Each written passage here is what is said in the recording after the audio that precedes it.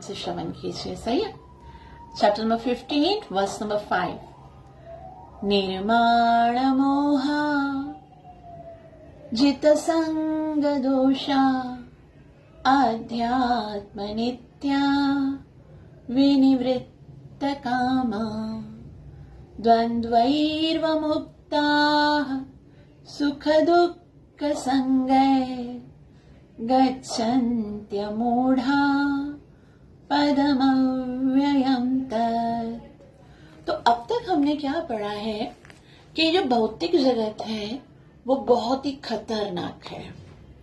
खतरनाक है तो भगवान ने एक एग्जाम्पल दिया है कि एक पीपल का वृक्ष है जिसकी जड़ें ऊपर हैं, शाखाएं नीचे हैं, वैदिक मंत्र जिसके पत्ते हैं, और ये इतना भयंकर है कि ऊपर नीचे उसके जो पत्ते हैं वो टहनियां फैली हुई हैं, और हमारे कर्माणु बंधी न मनुष्य लोके। और जब हम मनुष्य जन्म लेते हैं तो कर्मों के अनुसार हम कभी ऊपर जाते हैं, कभी पशु योनि में जाते हैं, तो कभी मनुष्य योनि में जाते हैं, तो कभी देवताओं की योनि में जाते हैं। और इस तरह से जाते हैं तो मतलब कि हम लोगों ने बहुत ही खतरनाक जगह में अभी हम रह रहे हैं। बहुत खतरनाक जगह है जहां से इधर उधर जाना पड़ता है, मतलब हमको बार बार मरना पड़ता है।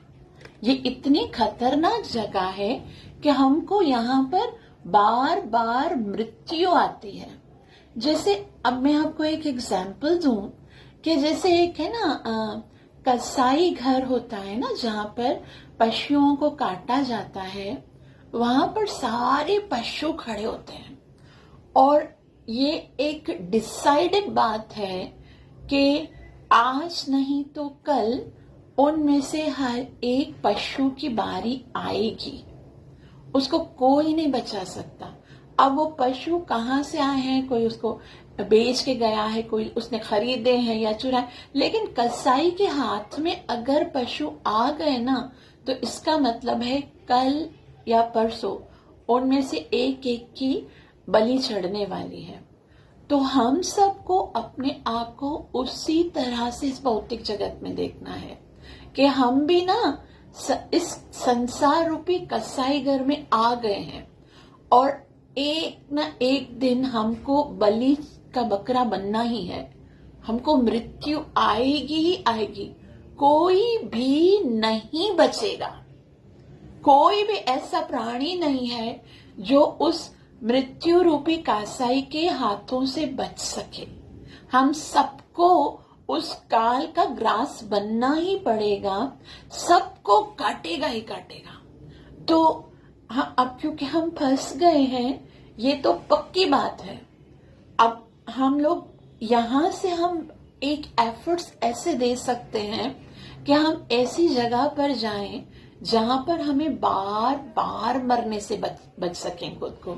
मतलब अब हमको लगता है कि भाई ये संसार तो अच्छा है, हम जब देख रहे हैं अपना लाइफ स्टाइल देख रहे हैं, अपनी लाइफ की लग्जरीज देख रहे हैं ना, तो हमको लगता है कि इतना भी बुरा नहीं है जितना कि माता जी बता रही हैं, है ना।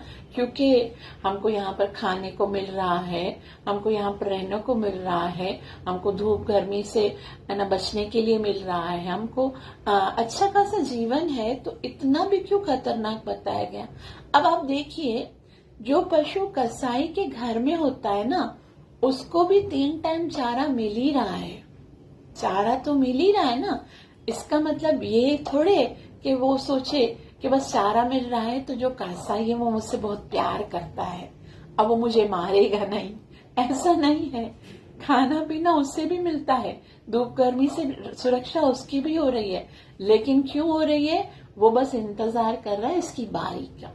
तो उसी तरह से हमें भी जो सहूलतें मिल रही है ना इस मनुष्य जन्म में, जो फैसिलिटीज मिल रही हैं, काल तो बस देख रहा है कि कब इसका समय आए। जैसे हम नहीं सुनते हैं कि बस अचानक से एक्सीडेंट हो जाता है और पूरी गाड़ी में जितने लोग होते हैं उनकी मृत्यु हो जाती है ना। कहीं पर बम ब्लास्ट होता है और इतनी बड़ी बड़ी बिल्डिंग्स है ना वो गिर जाती हैं और सब लोग मर जाते हैं। तो क्या वो कोई अलग प्लानेट के लोग हैं क्या? वो भी तो हमारे ही जैसे लोग हैं ना। वो भी इसी तरह से जीते थे और एक दिन उनकी बारी आई तो असल में ये जो है ना हर किसी के साथ होना है। हर किसी की कल ब्रेकिंग न्यूज आने वाली है कि बहुत ही दुख के साथ कहा जाता है कि प्रिय वल्लभा देवी दासी चल बसी।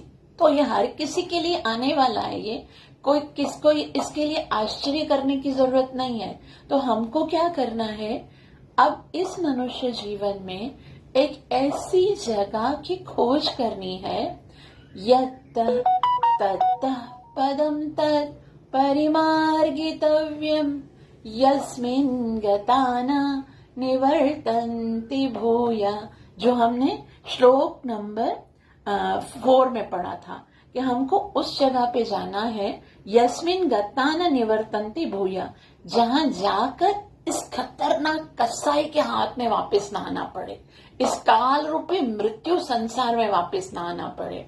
और फिर वहां पर जाना है तो किसके पास जाए, कोई वो जो हमसे सबसे ज्यादा प्यार करता है।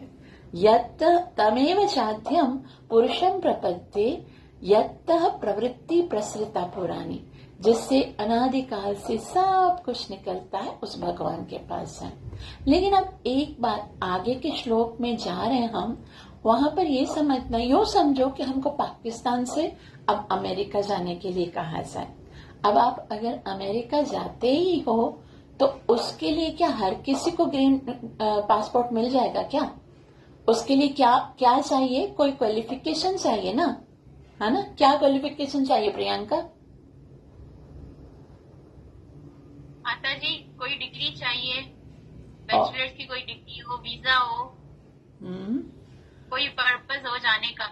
अच्छा, हमको कितना सारा और भी हमको आइल्स टेस्ट देने पड़ते हैं, हमको डिग्री चाहिए, हमको वीजा लेनी पड़ती है ना, इसलिए हमको फिर उसके बाद ही मतलब हमारे पास कुछ क्वालिफिकेशन होंगे तभी हम जा सकेंगे। तो उसी तरह से जब हम इस भौतिक जगत में भी एक कंट्री से दूसरे कंट्री में जाने का प्रयास करते हैं तो हमको बहुत स्ट्रगल करनी पड़ती है, बहुत धन खर्च करना पड़ता है और बहुत है ना अच्छे से हमको उसके लिए प्रयास करना पड़ता है, तभी हम जाते हैं। और अब हम कहाँ जाने का प्रयास कर रहे हैं, वहां पर यस्मिन गता न निवर्तन्ति भूया।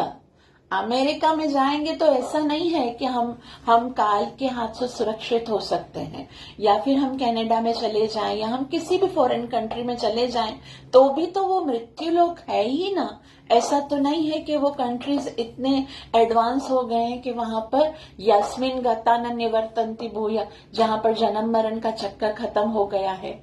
ऐसा तो नहीं है कि कोई भी ऐसी जगह इस पृथ्वी लोक पर या फिर इस संसार में जहां पर जाकर फिर आना नहीं पड़ता है। यहाँ तक कि भगवान ने तो ये कह दिया कि स्वर्ग लोक में भी कोई चला जाएगा तो क्षीणे पुण्य मृत्यु लोकम विशंति, यानी स्वर्ग से भी उसको आना पड़ेगा। और स्वर्ग के बाद भगवान श्री कृष्ण बताते हैं चैप्टर नंबर 8 वर्स नंबर 16 में कि आ ब्रह्म भुवना लोका पुनरावृत्ति नोर्जुना माम उपैते तो कौनते पुनर्जन्म न विद्यते। अर्जुन, जो मेरे धाम में आता ना सिर्फ वही बच सकता है बस, बाकी तो ब्रह्मलोक में भी चले जाएंगे ना तो भी आना पड़ेगा। तो अब आज के श्लोक में भगवान ये बता रहे हैं कि मेरे धाम में आने के लिए आपको कौन कौन सी क्वालिफिकेशंस चाहिए, आपको क्या क्या जमा करना पड़ेगा। जैसे हम इंडिया भी जाएंगे तो वीजा, पासपोर्ट, टिकट्स ये सब चाहिए होगी ना। तो भगवान के धाम में जाने के लिए हमारे अंदर क्या क्या क्वालिटीज होनी चाहिए, क्या क्या योग्यता होनी चाहिए, वो भगवान हमें इस श्लोक में बताते हैं। पहला ही शब्द जो है ना वो बहुत कठिन है, जो कि ना बहुत मुश्किल से हम अपने अंदर अर्जित कर सकते हैं। वो क्या है? निर्माण मोह। निर्माण मोह। निर्माण का मतलब होता है नहीं मतलब नहीं, मान मतलब झूठी प्रतिष्ठा, मोह तथा मोह। आज हम सब चाहते हैं, हमारे अंदर एक ऐसा ईगो है कि हम सब चाहते हैं कि हमारा सम्मान होना चाहिए, हम सब चाहते हैं कि हमें मान मिलना चाहिए, सब हमें अप्रिशिएट करें, सब हमें जो है ना अच्छा बोलें, कमेंट्स अच्छे मिलने चाहिए। हम भले कैसे भी है ना, हम चाहते हैं कि हम लोगों को सब सम्मान करे। कोई नहीं चाहेगा ना, सबका एक सेल्फ रिस्पेक्ट होता है, सब चाहते हैं। तो यहाँ पर है ना ये भक्ति का जो रास्ता है उसमें इस सम्मान की इच्छा को खत्म करना होगा, क्योंकि ये भगवत धाम में जाने के लिए जो पहली क्वालिटी चैतन्य महाप्रभु बताते हैं वो है कीर्तनीय सदा हरि।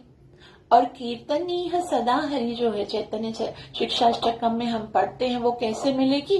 तृणादपि सुनी चेना तरोरपि सहिष्णु अमानी न मान देना। अमानी बनकर कि हमें जो है वो कभी सम्मान की इच्छा नहीं करनी है। हम भले ये बहुत ऐसा है कि हमको लगता है कि भाई ऐसा कैसे होगा, कि हमको तो जाहिर सी बात है हम सब चाहते हैं कि सब लोग हमारा सम्मान करें, लेकिन भगवान के धाम में जाने के लिए हमको शिष्य बनना पड़ता है ना, गुरु से दीक्षा लेनी पड़ती है। तो जब हम गुरु से दीक्षा लेते हैं फिर क्या होता है, हम दास बन जाते हैं, है ना। पहले तो हम बहुत खास अपने आप को सोचते हैं कि हम बहुत खास हैं, लेकिन जैसे ही हम भक्ति के मार्ग में आते हैं तो हमको बार बार ये बताया जाता है कि तुम दास हो। ऐसा बता रहे थे राधा गोविंद महाराज अपने एक लेक्चर में कि अगर कोई ये सोचे कि मैं समुद्र को मथन करके उसमें से मक्खन निकाल सकता हूं, तो हो सकता है वो भी हो जाए। हालांकि ऐसा पॉसिबल नहीं है, समुद्र से मक्खन नहीं निकलेगा ना, वो तो दही से निकलेगा या क्रीम से निकलेगा ना मक्खन। लेकिन अगर महाराज कह रहे थे कि अगर कोई ये कोशिश करता है कि समुद्र को मथ कर वो मक्खन निकाल ले, तो हो सकता है वो सक्सेस हो जाए। अगर कोई ये सोचे कि जो रेत है ना, रेत होती है समुद्र के तट पर, उसको अगर वो कोल्हू के उसमें डाल के उसमें से तेल निकालना चाहे ना, और सोचे मैं रेत का तेल निकाल रहा हूं, तो हो सकता है वो इसमें भी सक्सेस हो जाए। हालांकि ऐसा होने वाला नहीं है, तेल तो बीज से निकलता है ना, लेकिन अगर वो रेत से निकालना चाहे तो हो सकता है कि बहुत ज्यादा स्ट्रगल करके वो सक्सेस हो जाएगा। और अगर कोई ये सोचे कि भाई जैसे बकरी के सींग होते हैं, मैं ना बहुत ऑयलिंग करके या फिर इस तरह से मैं खरगोश के ऊपर भी सींग लगा दूंगा, लेकिन खरगोश के सींग नहीं निकलते। लेकिन महाराज कह रहे थे हो सकता है कि वो अपनी स्ट्रगल से ऐसा कर ले, लेकिन जब तक कोई गुरु की शरण में जाकर उनके आदेश का पालन करके स्वयं को दास नहीं मान लेता ना, तब तक वो भगवान के धाम में नहीं जाता। केवल गुरु करना ही काफी नहीं है, हमको गुरु के आदेश का पालन करना है और हमें हृदय से इस बात को स्वीकार करना है कि मेरा जीवन अब समर्पित है। एक गुरु महाराज ने जो मुझे 4 नियम दिए हैं, नाम जप करने के लिए दिया है, भौतिक जो है ना वासनाओं से दूर रहने के लिए कहा है, और स्पेशली दूसरे भक्तों के निंदा करना या फिर दूसरे जीवों की निंदा करना, इन सब चीजों से हमें बहुत बचना है। तो क्या है, निर्मान मोहा, अर्थात जो झूठी प्रतिष्ठा से और मोह से मुक्त हो जाते हैं। ये पहली क्वालिटी है, ठीक है। सेकंड क्या है, जित संग दोषा। ये जो एसोसिएशन है ना, उसको संग कहते हैं। और अगर हमारा संग अच्छा है तो उस तो फिर बहुत आसानी हो जाएगी भक्ति में आगे बढ़ने के लिए। लेकिन अगर संग में दोष है तो फिर हम भक्ति में कभी भी आगे नहीं बढ़ेंगे, तो भगवान के धाम में नहीं जा सकेंगे। ये चवंदो सिंधीअ में, संग तारे कुसंग बोरे। जेकर संग सुठो आहे तो हम भगवान के धाम जा सकते, लेकिन अगर संगति सही नहीं है तो फिर हम जो है वो आगे नहीं बढ़ सकते। तो जितना संग दोष, हमें कैसे पता चलेगा कि संग जो है वो अच्छा है या बुरा है, हमको कैसे पता चलेगा? तो चैतन्य महाप्रभु कहते हैं कि वैष्णव जो है ना, असत संग त्याग ए वैष्णव आचार असत संग त्याग। आप जब किसी से बात करते हो ना, अगर आपने अपना डेस्टिनेशन जो है ना वो बना लिया है कि मुझे इस जन्म में भगवान को प्राप्त करना है, तो आप जब किसी से बात करते हो ना, तो आप उसी समय ना ध्यान से देखो कि वो बात किसके बारे में कर रहा है। अगर वो संसार की बात करके आपको संसार की ओर आकर्षित कर रहा है, तो समझो वो आपको डुबाएगा, जहां हो ना वहां से नीचे गिराएगा। और अगर वो भगवान की चर्चा कर रहा है, भगवान की महिमा, भगवान के नाम रूप गुण लीलाओं का यदि वो बात कर रहा है, तो आप आगे जाओगे। इसलिए महाप्रभु कहते हैं, दुही संग कहिए के तव आत्म बंधना। दुही संग मतलब कृष्ण भक्ति बिना अन्य कामना। अगर कृष्ण और कृष्ण की भक्ति के अतिरिक्त और कोई भी बात हो रही है, तो वो आपका कुसंग है, मतलब असत संग है। और महाप्रभु ने कहा है, असत संग त्याग ए वैष्णव आचार। कृष्ण अभक्त, जो भगवान का भक्त नहीं है, उसका संग जो है वो हमें नहीं करना है, करना ही नहीं है। और मुझे तो ना, हमारे जो बहुत अच्छे एक भक्त थे, शुद्ध वैष्णव थे, उन्होंने कहा यदि भगवान से कुछ मांगना है ना, यदि आपकी इच्छा है ना कि भगवान से, वैसे तो हम मांगना नहीं चाहिए हमको भगवान से, ना भगवान ने इतना सब कुछ दिया है, लेकिन फिर भी अगर हम यदि भगवान से कुछ मांगे तो क्या मांगे कि हमें डिवोटी एसोसिएशन अवश्य देना। भक्ति भी, यदि हम भक्ति से भी दूर हो जाएंगे, यदि हमारा साधना भी हमारी है ना बहुत वीक हो जाएगी, लेकिन अगर कोई डिवोटी एसोसिएशन हमें मिल जाएगा, भक्तों का संग मिल जाएगा ना, तो हम बहुत ही आसानी से आगे बढ़ेंगे। लेकिन अगर हम भक्ति कर रहे हैं, जैसे हम अपनी भक्ति जो है उसको कंटिन्यू कर रहे हैं, लेकिन अगर एसोसिएशन अच्छी नहीं है ना, तो उसको भक्ति को हम आगे नहीं बढ़ा सकते। तो ये बहुत ही सावधानी से हमको चेक करना है कि हम किसके साथ एसोसिएट कर रहे हैं, संग किसका कर रहे हैं। ठीक है, तो दूसरा क्या है, पहला क्या है, निर्माण मोहा, अर्थात झूठी प्रतिष्ठा से और मोह से मुक्ति। और दूसरा है जित संग दोषा, अर्थात जो अभक्त हैं उनसे दूर रहना है। और तीसरा है आध्यात्म नित्या, आध्यात्म में हमेशा रहना है, मतलब अपनी रियलिटी को हमेशा याद रखना है। हर एक चीज जो है ना वो इस बात पर टिकी हुई है कि तुम अपने आप को समझते क्या हो। कभी कभी है ना अपने आप से बार बार पूछना चाहिए कि तुम अपने आप को समझते क्या हो। कुछ भी होता है ना जीवन में, कुछ भी होता है ना, अपने आप को ये बोलना चाहिए, तुम अपने आप को समझते क्या हो, क्या ये शरीर हो। और जब तुमने आध्यात्म नित्या, अर्थात मैं शरीर नहीं हूं, मैं तो ममैवांश जीवलोके जीवभूत सनातन, मैं कृष्ण का अंश हूं, मैं आत्मा हूं। और जिस समय ये बात याद आना शुरू हो गई ना, मतलब आध्यात्म नित्या, कंटिन्यूअस अपने स्वरूप में रहो, फिर तो दुख लगेगा ही नहीं। दुख क्यों लगता है? दुख इसलिए लगता है कि हम अपने आप को पहचान नहीं पाते। हम अपने आप को क्या समझते हैं? हम अपने आप को शरीर समझते हैं। तभी तो कोई हमें बुरा कहता है तो हमें बुरा लगता है, कोई निंदा करता है तो बुरा लगता है, कोई सुख नहीं मिलता है तो बुरा लगता है, कोई चीज छिन जाती है तो दुख होता है। इसीलिए ना, क्योंकि हम वो अपने आप को समझ नहीं रहे हैं जो कि हम हैं। हमको हर वक्त ये याद रखना है कि मैं वो नहीं हूं जिसको दुख हो, है ना। शरीर तो हूं नहीं, वो तो मैं वो हूं। नैनम सिंदंति शस्त्राणी नैनम दहति पावक न चैनम क्लेदियंतयापो न शोषति मारुता। ना तो अग्नि जला सकती है, ना अस्त्र काट सकता है, ना वायु उसको सुखा सकती है, ना जल गला सकता है। इतनी छोटी छोटी चीजों पर दुखी हो रही हो।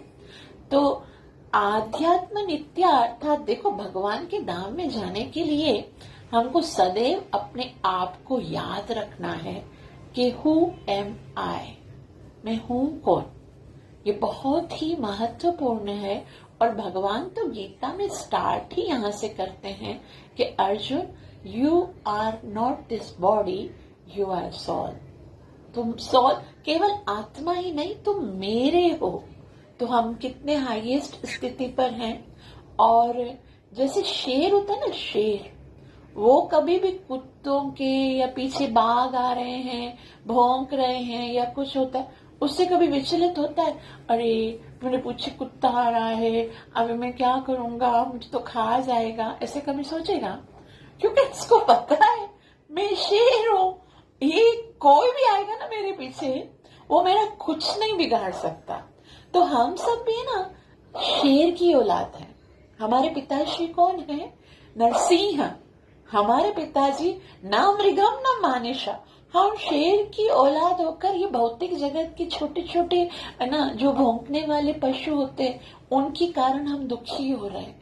तो हमें अपनी स्थिति में रहना है कि मैं, लेकिन ऐसा बताते हैं आचार्यगण कि अगर कोई शेर होता है और वो अपने परिवार से बचपन में ही जो है वो दूर हो जाता है, बचपन में ही उसको याद नहीं रहता है कि मैं असल में कौन हूँ, वो कुत्तों के साथ रहना शुरू कर देता है, तो वो अपने आप को क्या समझने लगता है? उसको तो पता ही नहीं होता है कि मैं कितना, मेरे अंदर कितनी शक्ति है, मुझे कोई कुछ नहीं कर सकता, मैं तो राजा हूँ, ये याद नहीं रहता। तो उसको डर लगता है, वो बकरियों के साथ अगर होगा ना तो अपने आप को बकरी समझने लगेगा। तो हम लोग कब से ही, हम लोग जो है ना वो कब से इस भौतिक जगत में जो है ना मनुष्य ऐसे लोगों के साथ रह रहे हैं जो अपने आप को क्या समझते हैं? वो अपने आप को शरीर समझते हैं। तो हम लोग भी समझते हैं कि हम लोग भी है, ये भी शरीर है, हम लोग भी शरीर है। और हमने भगवान और भगवान के भक्तों का संग नहीं किया, भगवान के शब्दों को श्रवण नहीं किया, तो इसलिए आध्यात्म में नित्य नहीं है। लेकिन अब जब हमने अपना डेस्टिनेशन चूज कर लिया है कि मुझे भगवान को प्राप्त करना है, तो हमको क्या करना है? अपनी रियलिटी को पहले याद करना पड़ेगा। है कौन, है ना? जैसे एक कंट्री से दूसरे कंट्री जाओगे ना तो भी पहले पूछा जाएगा ना आप हो कौन। तो हमको वो अपने पासपोर्ट में बताना पड़ेगा कि मेरी मम्मी कौन है, मेरे पिताजी कौन है, मैं कौन हूँ, ये बताना पड़ेगा ना। उसी तरह से हमको आध्यात्मिक जगत के पासपोर्ट में ही लिखना पड़ेगा कि I am not this body, I am soul and I am the parts and parcel of God. मैं भगवान का अंश हूँ। मैं तो यहाँ ये तीसरी क्वालिटी, पहला क्या था? निर्माण मोह, अर्थात भौतिक जगत के मान और सम्मान प्रतिष्ठा से दूर रहना। दूसरा जित संग दोषा, अर्थात जो बैड एसोसिएशन है, अभक्त असत्य संग है, उससे दूर रहना है। और तीसरा अध्यात्म नित्या, कंटिन्यूस आध्यात्म में अपने स्वरूप में स्थित होना है। विनिवृत्त कामा, विनिवृत्त मतलब दूर रहना है, कामा मतलब काम से। काम से मतलब काम किसको बोलते हैं? काम कहते हैं इच्छा को, जो इच्छाएं हैं ना उनको काम कहते हैं। अब देखो एक बात तो है ना, हम सब जानते हैं, जब तक हम इस मनुष्य शरीर में हैं या इस भौतिक जगत में हैं, इच्छा तो आएगी ही। ऐसा कोई इंसान हो ही नहीं सकता जिसका पास हृदय हो और इच्छा ना हो, ऐसा हो ही नहीं सकता है। तो यहाँ पर भगवान ने क्या कहा? विनिवृत्त कामा। विनिवृत्त मतलब अलग होना है, कामा मतलब भौतिक वासना से मुक्त होना है। अगर हम अपने आध्यात्म नित्या में हैं तो आध्यात्मिक जो इच्छाएं हैं वो क्या हो सकती हैं कि मैं ज्यादा से ज्यादा अच्छे से नाम जप करूं, मैं कैसे भगवान के दर्शन करूं, मैं कैसे भगवान की सेवा करूं, मैं शास्त्र को अध्ययन करूं, मैं ना मंगल आरती पे उठूं। मतलब इच्छाएं अगर प्योर है ना तो वो क्या होती है? चैतन्य महाप्रभु काम और प्रेम की परिभाषा बहुत सुंदर रीति से समझाते हैं। महाप्रभु कहते हैं, निज इंद्रिय तृप्ति वाचा तार नाम काम, कृष्ण इंद्रिय प्रीति वांछा धैर्य प्रेम नाम। प्रेम क्या है? कि मैं जो कार्य कर रहा हूँ वो कृष्ण को खुश करने के लिए कर रहा हूँ। फिर उसमें हजारों इच्छाएं हो सकती हैं, क्या इच्छाएं हो सकती हैं? मैं बहुत अच्छे से वैष्णव सॉन्ग्स याद करके, मैं बहुत अच्छे से सुबह सवेरे साधना करना चाहता हूँ, मैं भगवत गीता को श्रवण करना चाहता हूँ, मैं भागवतम को सीखना चाहता हूँ, मैं प्रचार करना चाहता हूँ, मैं भगवान के लिए भोग बनाना चाहता हूँ, मैं भगवान के लिए श्रृंगार जो बहुत सुंदर वस्त्र बनाना चाहता हूँ, मैं भगवान का श्रृंगार करना चाहता हूँ, मैं भगवान के लिए सुंदर ऑल्टर बनाना चाहता हूँ, आज मैं ये प्रोग्राम सेलिब्रेट करूंगा, कल मैं वो। तो करोड़ों इच्छाएं होंगी, ये भी तो एक तरह से इच्छा ही हुई ना। लेकिन वो इच्छा ना, वो वासना नहीं है। ये काम जो है वो ये कि मैं अपने को खुश करना चाहता हूँ। काम और प्रेम में क्या फर्क है? प्रेम मतलब मैं कृष्ण को प्रसन्न करना चाहता हूँ, काम मतलब मैं खुद को प्रसन्न करना चाहता हूँ। तो आप जो भी कार्य कर रहे हैं उसमें हमको हमेशा ये याद रखना है कि ये मैं किसको संतुष्ट कर रहा हूँ। कभी कभी तो ऐसा होता है कि डिवोशन के नाम पर भी लोग खुद को संतुष्ट करना चाहते हैं। डिवोशन के नाम पर भी कभी कभी ऐसा होता है कि मुझे, अभी देखो महाप्रभु ने कहा आपको क्या करना है, जा रहे देखो तारे कहो कृष्ण उपदेश, हरे नाम एवं केवलम। अब हरे कृष्ण महामंत्र का जप कीजिए, केवल हरे कृष्ण महामंत्र का जप कीजिए।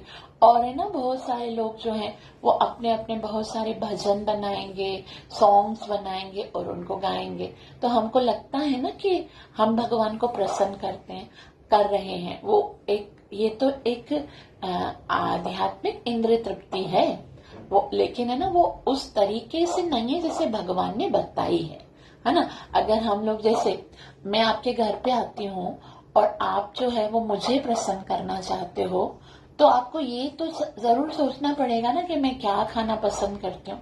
अगर आप है ना बोलोगे नहीं नहीं माता जी आपको चाय पीनी पड़ेगी, मैं तो बहुत अच्छे से चाय बना, अब मैं तो बोलूंगी ना कि भाई चाय तो मैं पीती नहीं, मुझे पसंद नहीं लगती, तो भी जबरदस्ती आप बोलोगे नहीं चाय पियो, नहीं कॉफी पियो।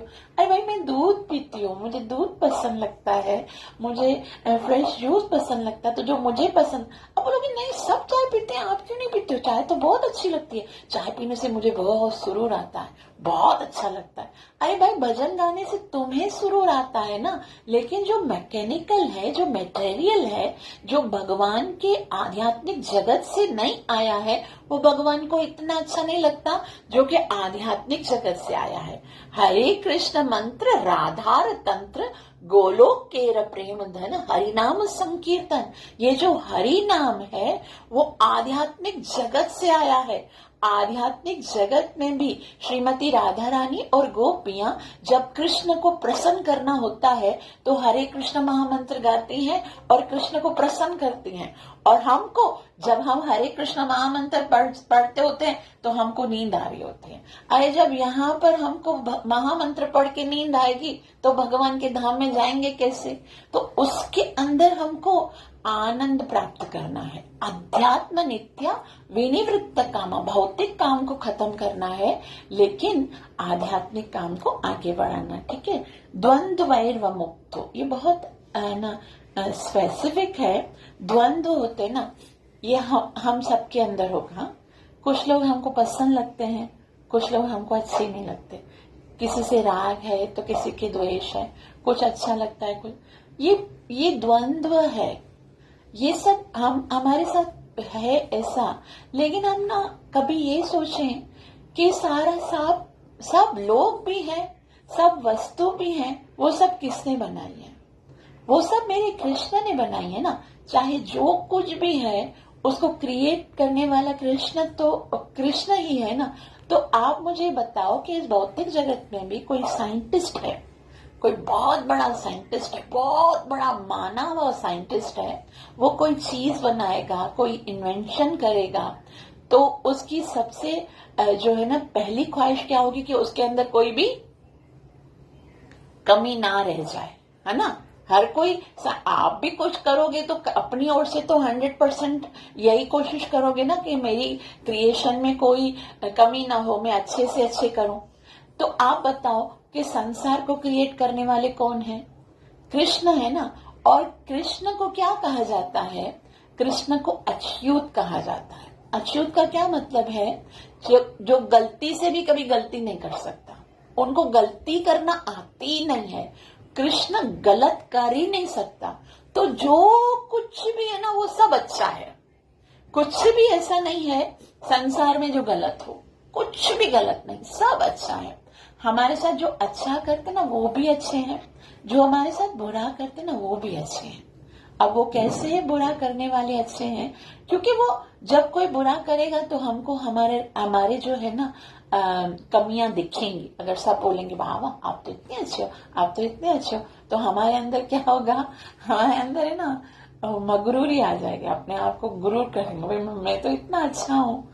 और अगर हमको कोई बताने वाला नहीं, तो भगवान अपने भक्तों को है ना अहंकार से बचाने के लिए उनके सराउंडिंग में ऐसे लोग भी बताते हैं जो कि ना हमको क्रिटिसाइज करेंगे, हमको बुरा कहेंगे, और उनके शब्द सुनकर हमको आगे बढ़ना है कि हाँ ठीक है, मुझे अपने से तो कमी दूर करनी। तो द्वंद्व और मुक्ता मतलब जो कुछ भी है कृष्ण ने किया है।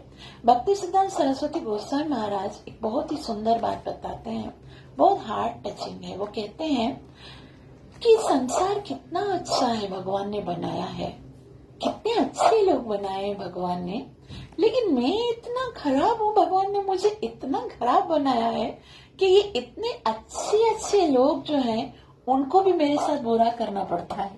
मतलब जो बुरा कर रहे हैं वो बुरे नहीं है, लेकिन मेरे कर्म इतने बुरे हैं कि इन अच्छे अच्छे लोगों को भी मजबूरन मेरे साथ इस तरह से करना पड़ता है ताकि मैं सुधर जाऊं।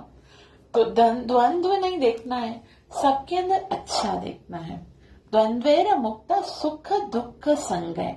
संगय का मतलब होता है कि सुख और दुख जो है वो एक, चाहे सुख है, दुख है, मान है, हानि है, कामयाबी है, नाकामी है, हमको ये सोचना है कि ये सब कृष्ण की कृपा है। जो कुछ भी है वो कृष्ण की कृपा। अभी आपको लगेगा ये इतनी मुश्किल क्वालिटीज हैं भगवान के धाम में जाने के लिए, तो ये हमारे अंदर आएंगी कैसे? देखो जाना कहाँ है पहले ये भी तो देख रहे हैं ना हम, कि बहुत ही ऊपर वाली जगह पे जाना है। इस भौतिक जगत में भी अगर एक जगह से दूसरी जगह जाना होता है तो हमको बहुत सारी मेहनत करनी पड़ती है।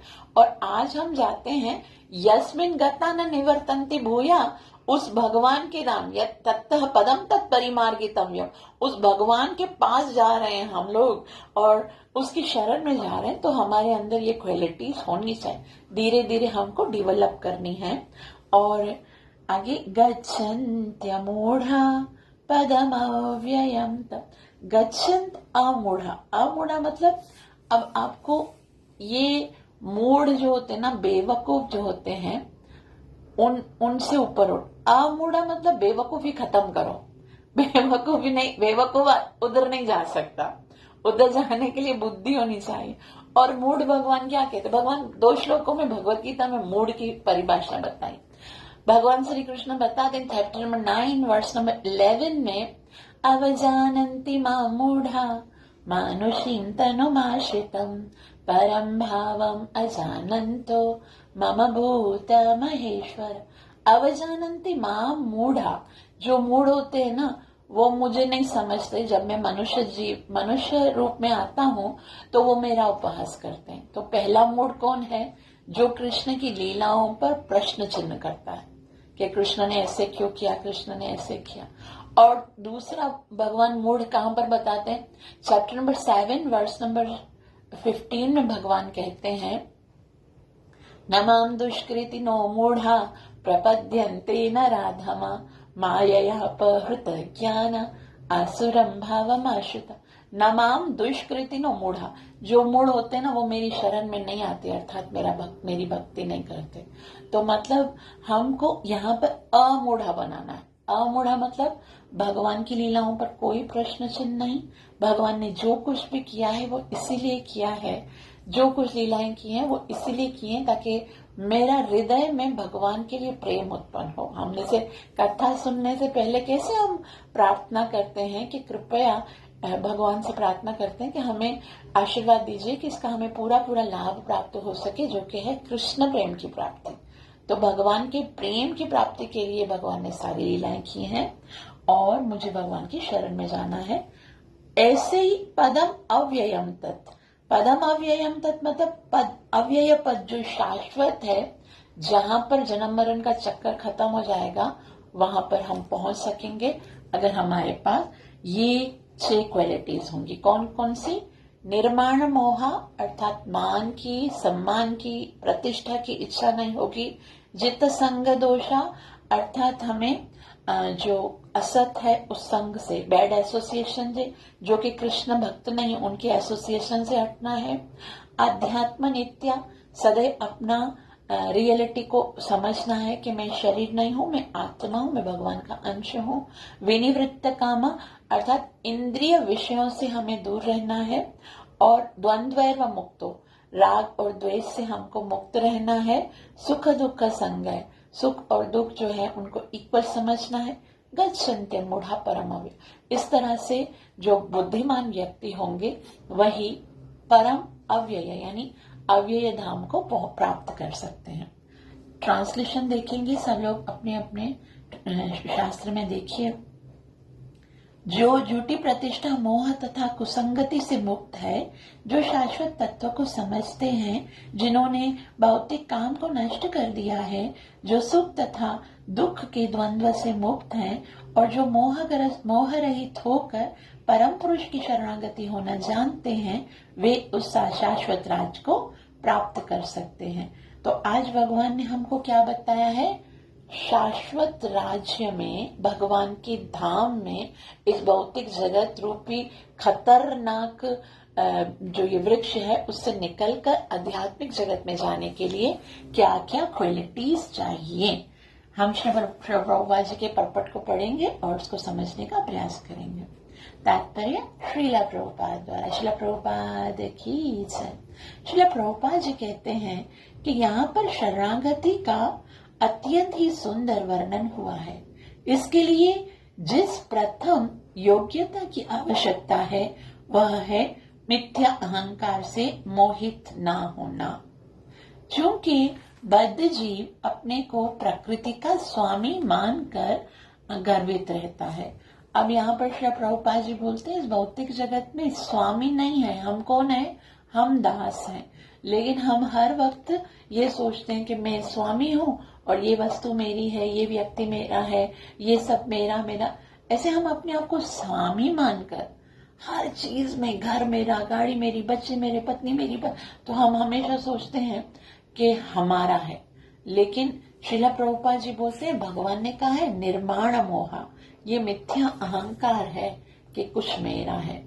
असल में मेरा कुछ नहीं है, बल्कि मैं स्वयं भी कृष्ण का हूँ।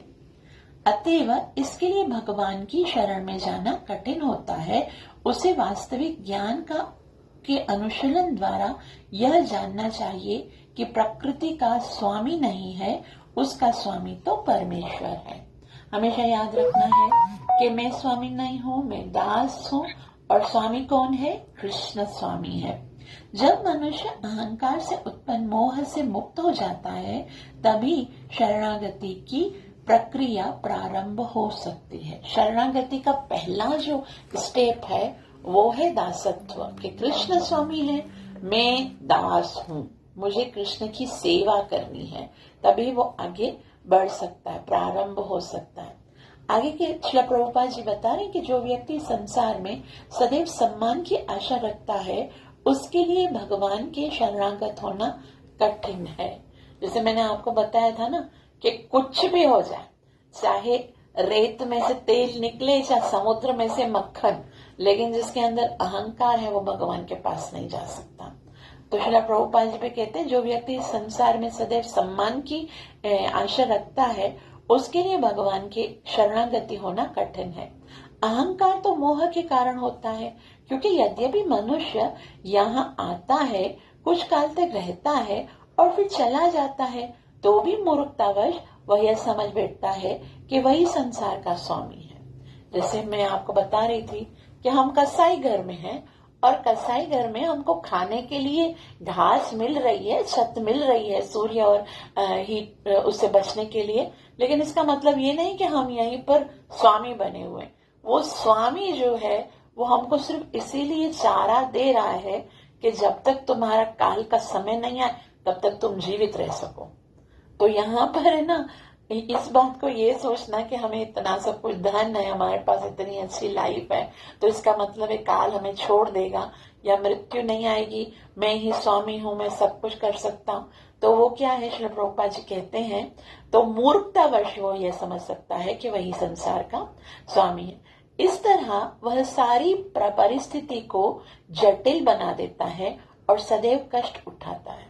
जटिल मतलब कि जब आसक्ति हो जाएगी ना, मेरा मेरा लगेगा ना, तो निकलना बहुत आसान हो, बहुत मुश्किल हो जाएगा। जैसे हम लोगों ने कल कैसे पढ़ा था, असंग शस्त्रेण दृढ़े न चित्वा, असंग के शब्द अनासक्ति, भौतिक वस्तुओं में यदि आसक्ति होगी, यदि स्वामी बना होगा, तो फिर तो हम लोग है ना बहुत मुश्किल हो जाएगा। एक एक चीज, महाराजा जर भरत को महाराजा भरत एक हरण की ओर आकर्षित हो गए और उनका इतना वो भाव की स्थिति पर थे, है ना, आदो श्रद्धा तथा साधु संग तथा भजन क्रिया, अनर्थ निवृत्ति, निष्ठा, रुचि, उसके बाद भाव है ना उधर पहुंच गए थे। और उस स्टेज पर भी जब उसका आकर्षण हो गया हिरण की ओर, तो उनका पतन हो गया और उनको दूसरा जन्म मनुष्य के बाद इतनी बड़ी, इतनी सारी भक्ति करने के बाद भी हिरण का ही मिला ना।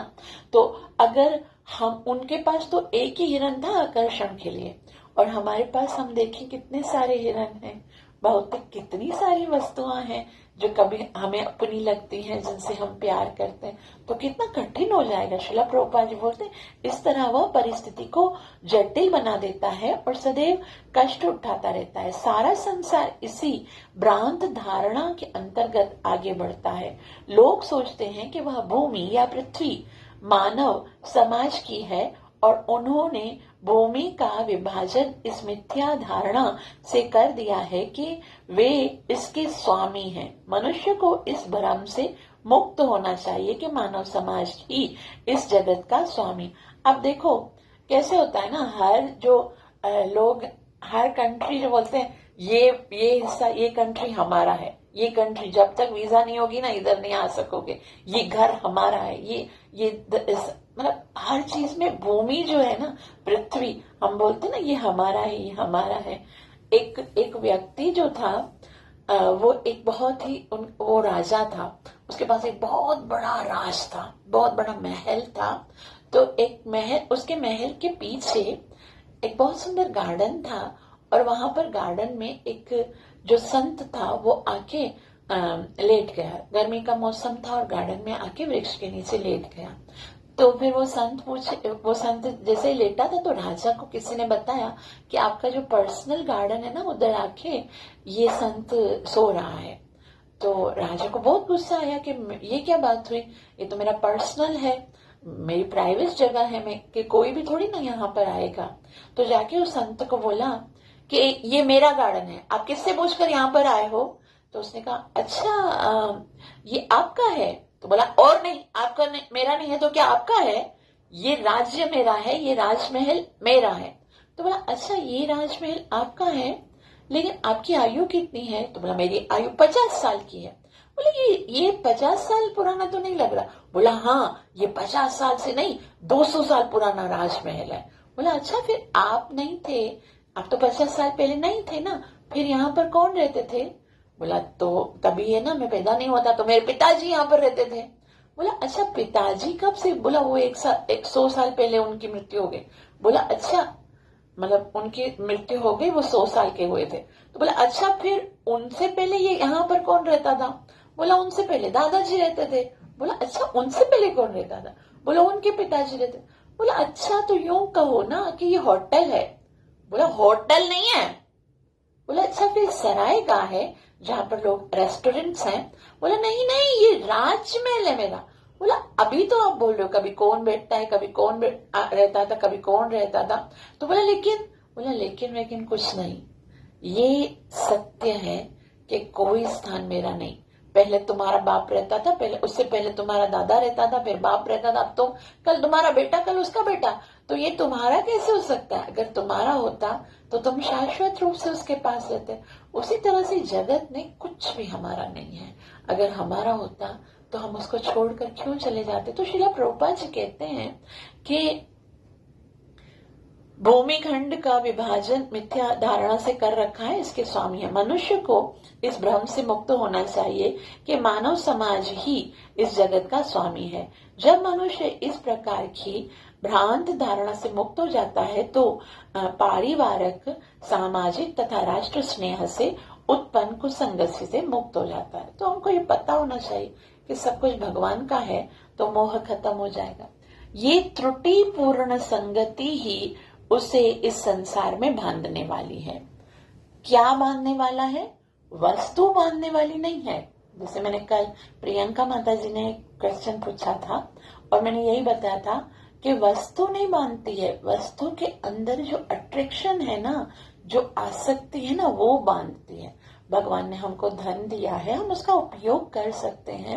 अच्छा घर ले सकते हैं, गाड़ी ले सकते हैं, सुंदर वस्त्र ले सकते हैं, अच्छे तरह से जी सकते हैं, भोज्य वस्तु ले सकते हैं, लेकिन इसके अंदर इतना आकर्षण, इतनी आसक्ति कि ये मेरा है, ये मेरा है, ये मेरा है, वो जो है ना, वो आसक्ति आपको जो है वो फंसाने वाली है।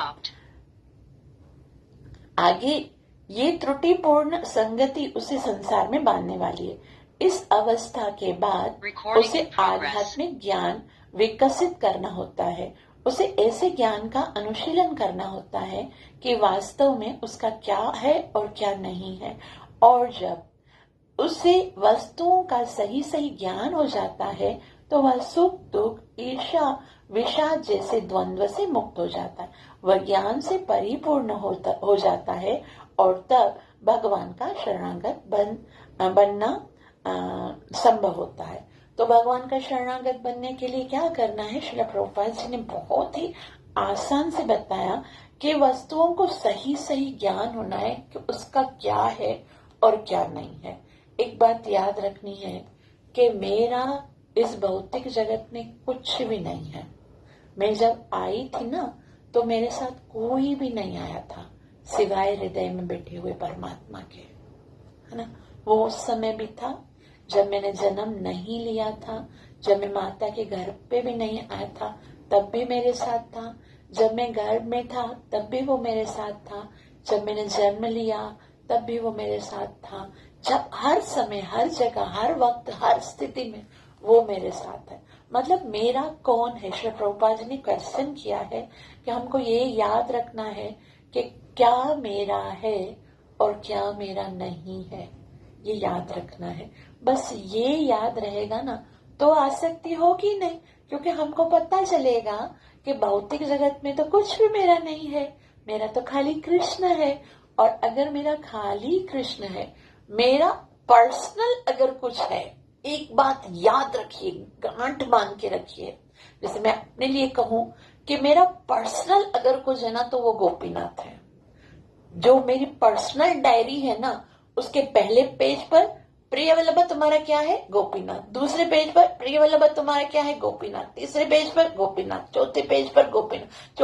पांचवें पेज पर। लेकिन ये गोपीनाथ कैसे मिलेंगे तुमको? जब तुम्हारे हैं तो तब मिलेंगे जब श्री प्रभुपाद जी के इस आदेश का पालन करके उनको प्रसन्न करोगे ना, वो लेके जाएंगे आपको। बस यही है ना, सार है और कुछ भी नहीं है। बाकी जो इन आदेशों को फॉलो करने में आपको सहायता करते हैं वो है सत्संग, और सत्संग है। और ये असर, ये भगवान ने बोला था ना कि कौन सा संग? जित संग दोषा। जो इन आदेशों के बीच में आ रहे हैं ना, वो आपको दूर कर रहे हैं। तो ऐसा है, भगवान ने अपने धाम में जाने का ये तरीका बताया है। तो कोई ये श्लोक समझ में आ गया सबको? अगर किसी को कोई क्वेश्चन है तो पूछ सकते हैं। 5 मिनट में हम क्लास को वाइंड अप करेंगे।